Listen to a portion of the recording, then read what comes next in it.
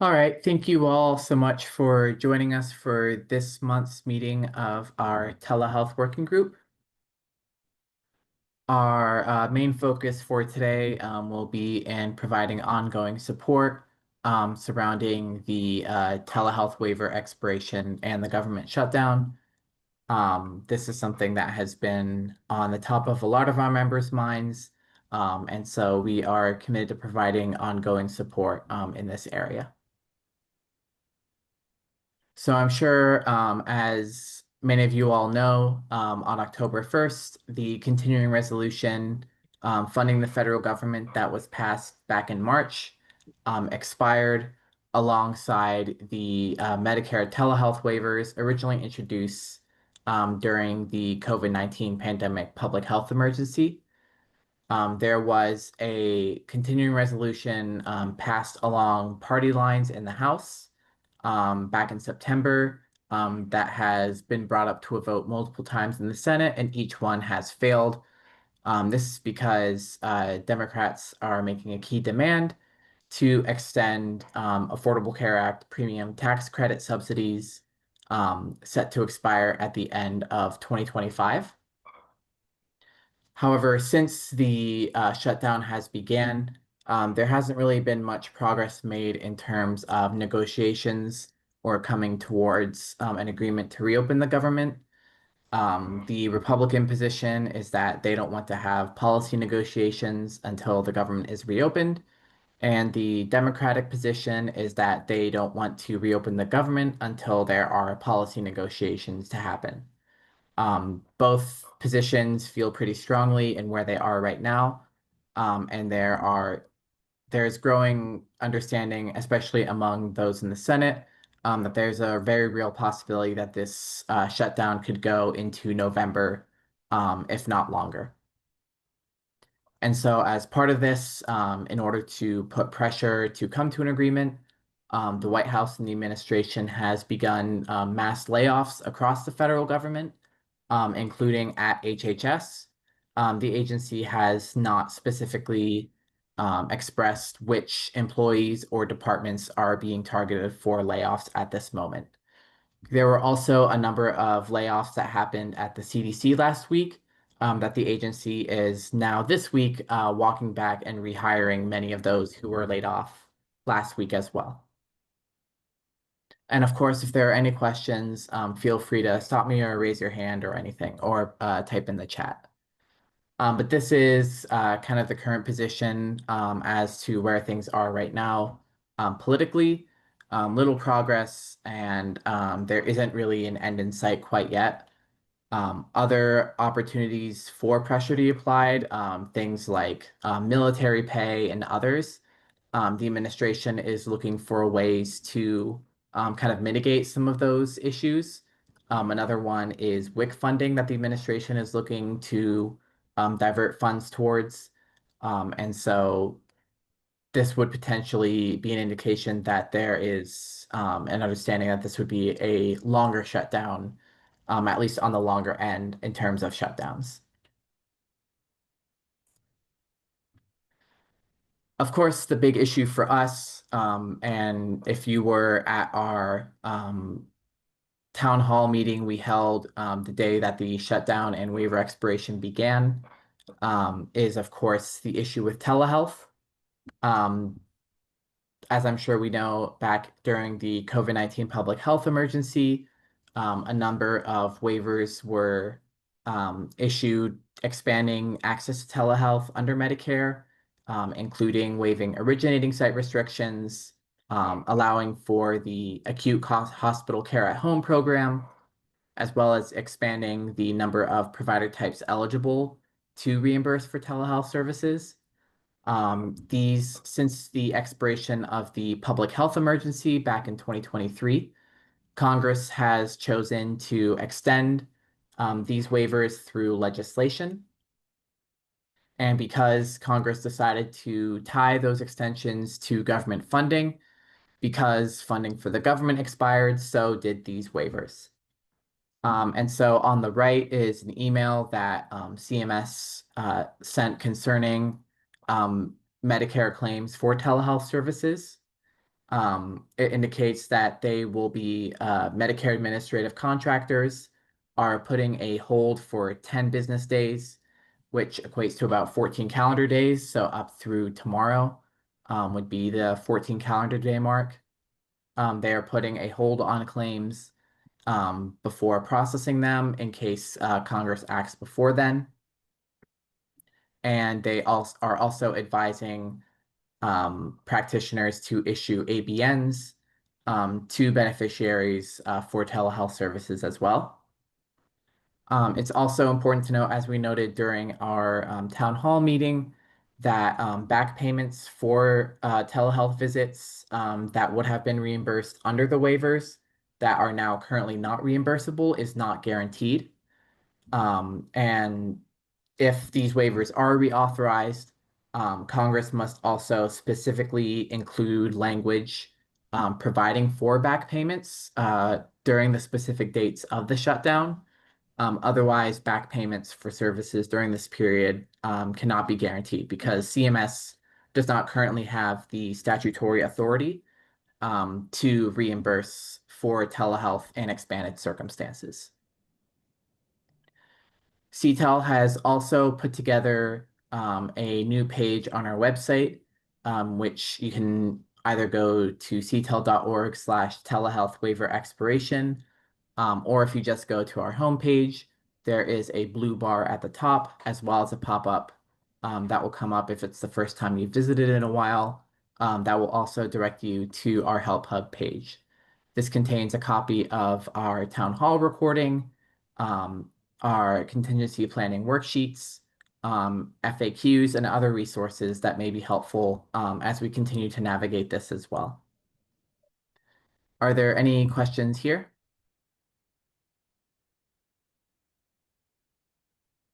We'll also, of course, have our usual membership discussion portion at the end of the slides as well. But just in case, just want to make sure we're all up to speed on what the current situation is and the fact that there hasn't been much movement on exiting the shutdown yet. So Lydia, assuming that there's nothing that transpires before tomorrow, and that hold is lifted, that just means that they'll begin processing claims for telehealth under the original rules without the waivers, correct? Yep. Since October 1st, telehealth has mostly reverted to the pre-COVID standard. There have been some of the changes that were made permanent in legislation since then, like the mental and behavioral health exception that allows for telehealth as long as there's an in-person visit within 6 months. Aside from some of those exceptions that were made permanent in other legislation, the reimbursement, especially when it comes to originating site restrictions and eligible provider types, has mostly reverted to that pre-COVID more restricted standard. And so if the hold on these claims is lifted, they will be processed through that framework as well, because CMS currently does not have the statutory authority to issue reimbursement for certain telehealth services under that waiver. Got it. Thank you, Lydia.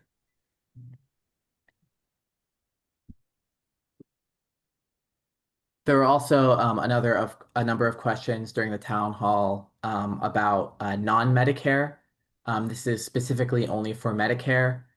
States have their own legislative requirements that you can review through our various research reports available through your member portal that govern a lot of the private payers and Medicaid programs, and likewise Medicare Advantage plans. While Medicare requirements are the floor, they often do require additional services and coverage that Medicare, original Medicare does not. And so this is specifically under Medicare, and so other private payers, Medicaid programs, state programs are separate from this, at least for now.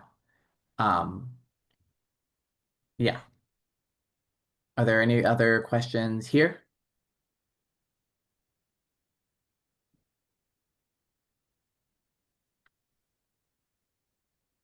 I also just wanted to speak a little bit about where telehealth sits in all of this.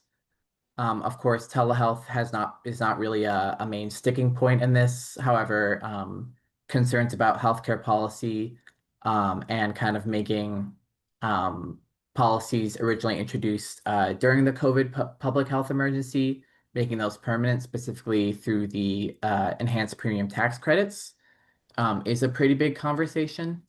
I do just want to note for all of us that telehealth is still very broadly popular in Congress. There were a number of telehealth bills that passed through committee last year with unanimous support. And you may recall the Connect Act was reintroduced in the Senate with over 60 co-sponsors from both Republicans and Democrats. And so telehealth is broadly popular in Congress, um, and that the expiration of these waivers is more a result of it being tied to government funding. And it is not a result of Congress not wanting telehealth or Congress wanting to see telehealth expire. I also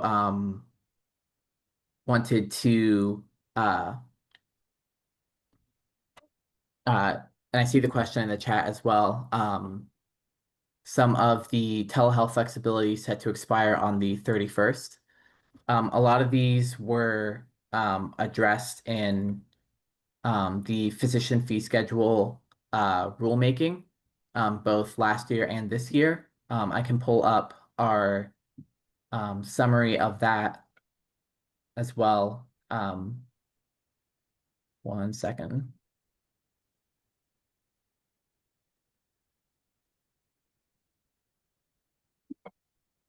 And so we distributed this around the time the proposed rule for 2026. This has yet to be finalized, of course, so all of these policies here are for the one second, are for the proposals, and there's still a possibility that these could be changed before then. However, these do indicate some of CMS's intentions here. And so looking at the frequency limitations, for example, CMS was proposing to remove those starting in 2026. Of course, these all have to be finalized again, and a final rule will be issued usually around this time in November. However, CMS is proposing to permanently remove them, as well as with direct supervision requirements as well, to allow for immediate availability of the supervising practitioner using audio, video, real-time communications technology, except audio only. And there's also some concern specifically around certain global surgery indicators. And another one was the teaching physicians billing for services involving residents. This is something that CMS is proposing to sunset starting in 2026. And these are all things that CTeL issued comments on in our comments to the agency as well. And finally, one other piece that CMS did not address in its rule. Lydia, we lost you completely after you said the word sunset. I don't know if you can go back and repeat that. Oh, I'm sorry. Can you hear me now? Yes. Yep. And so one policy that CMS is looking to that did not address in its proposed rule, that if unaddressed in the final rule would be sunset, would be the provider home address flexibility. This allowed practitioners who provided telehealth from their home to use their enrolled practice location rather than having to use their home. And this was not addressed in the 2026 proposed rule. And so if it does not do anything about that in the final rule, practitioners would have to go back to using their home address on claim forms rather than their home address, uh, rather than their enrolled practice address. And so a lot of these, oh, sorry. I just have a question. Will, knowing that we normally would be getting the CMS final rule early in November, we could still be under shutdown. Will CMS produce their final rule before that, or will we have to wait until any type of agreement with government comes about? Yeah, so that is one potential thing that could complicate the release of this. Under CMS's shutdown plan, which is available on its website, it talks a little bit about what functions will continue in the event of a shutdown and which ones will not. And policymaking is one of those functions that will not continue during a shutdown. And so depending on how far the agency got on putting together its final rule for the shutdown, as well as when the shutdown ends, that might potentially delay the issuing of the final rule. However, by much, it was not really certain at this moment. But policymaking is one of the functions that CMS has indicated will be paused in the event of a shutdown. Okay. Thank you. And a lot of these issues are kind of outside the reimbursement requirements that Congress needs to do.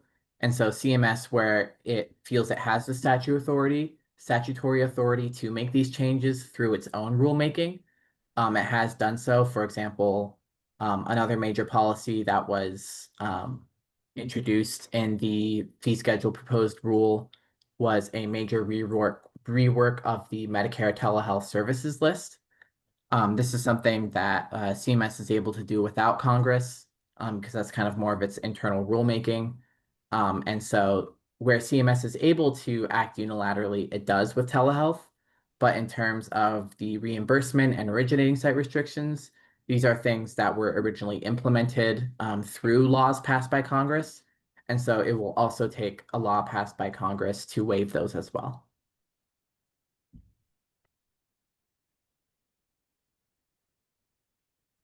Any other questions on some of these other issues as well?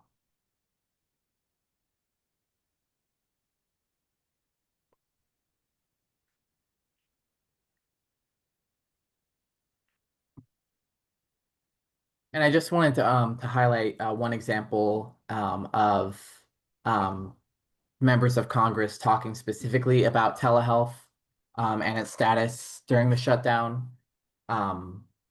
Last week, leaders in the Ways and Means minority, Democratic members, published a letter calling on the administration to extend the holds, the payment holds that were referenced earlier in the slides. The letter says that the members of Congress believe that CMS has the authority to extend that hold, and that they should do so before that hold is lifted and claims are processed. So there is while telehealth isn't a main target in this shutdown, there is still conversations and members of Congress are paying attention to its impacts as well.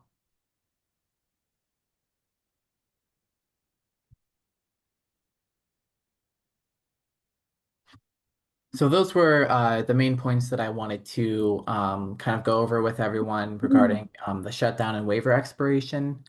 Are there any other questions on that or any other topics that members would like to discuss during today's working group?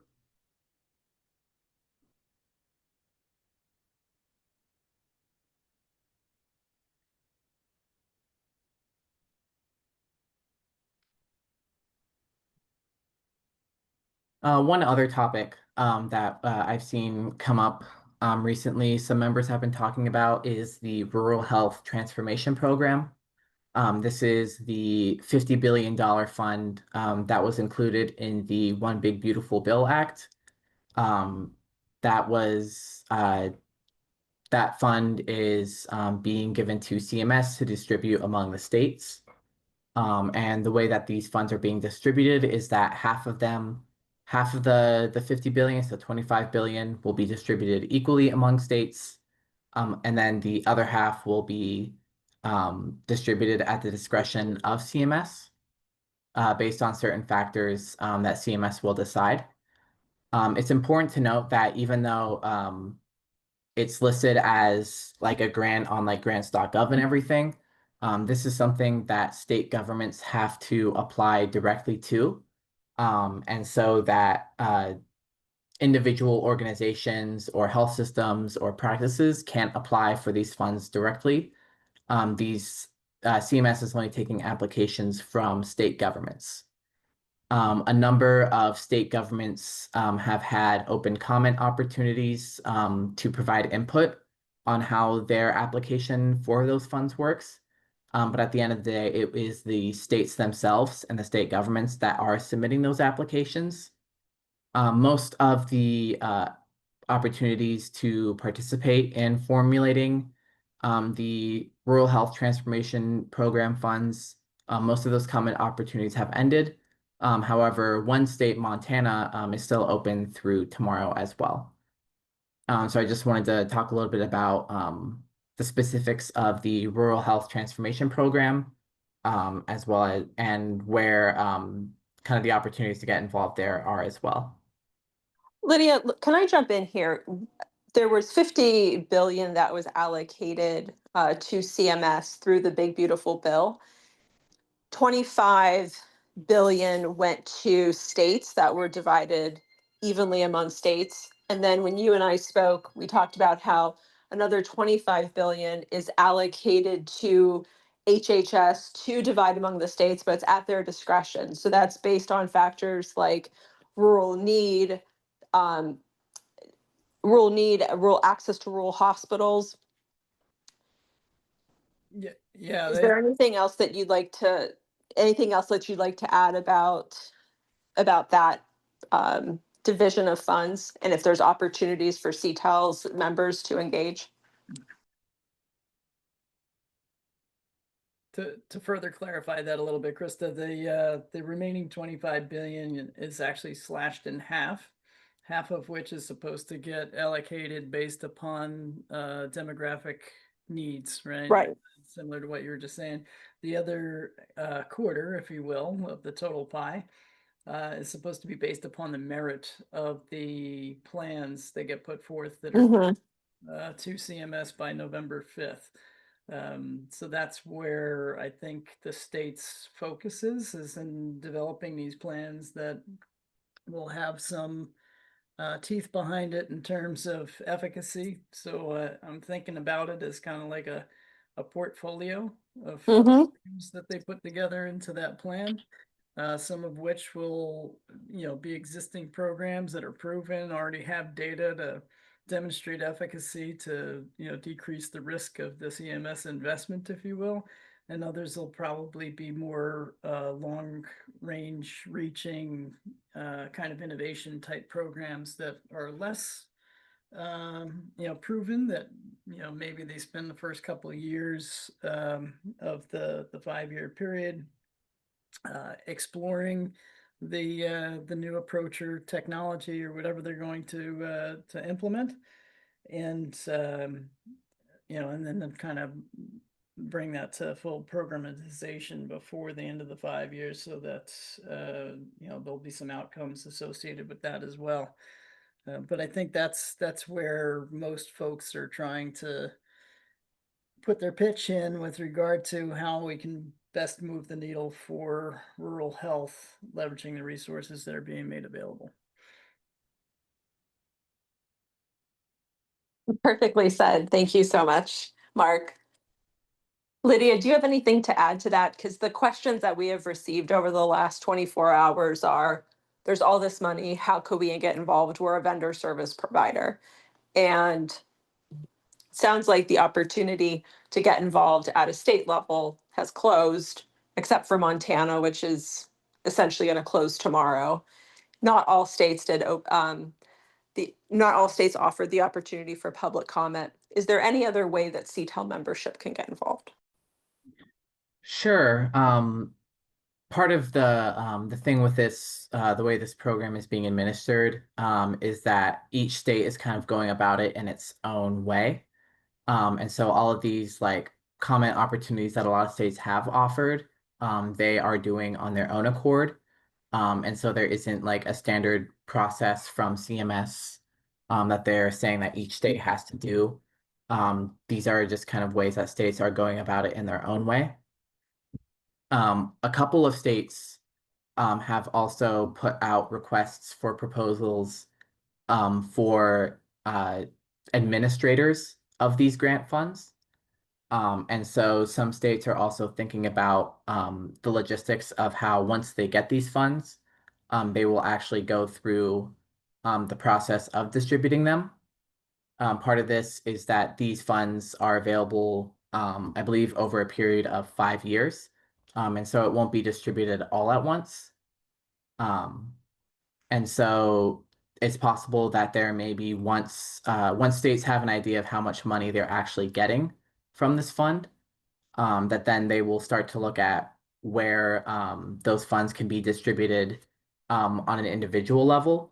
And there will likely be opportunities once states have their piece of the pie, that states will then start to look for applications or opportunities to actually distribute those funds starting next year.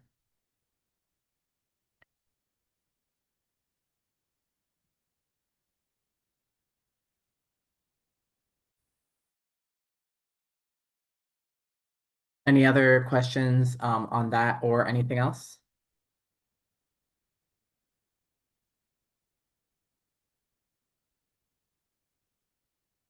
If not, then our next working group will be our AI working group meeting. Yep, as Mark said, be prepared for an RFP avalanche after the first of the year. That's when CMS will be announcing what the actual awards are to each state. And so, like Mark said, once states get those awards starting in 2026, they will then start looking for ways to actually distribute those funds more specifically.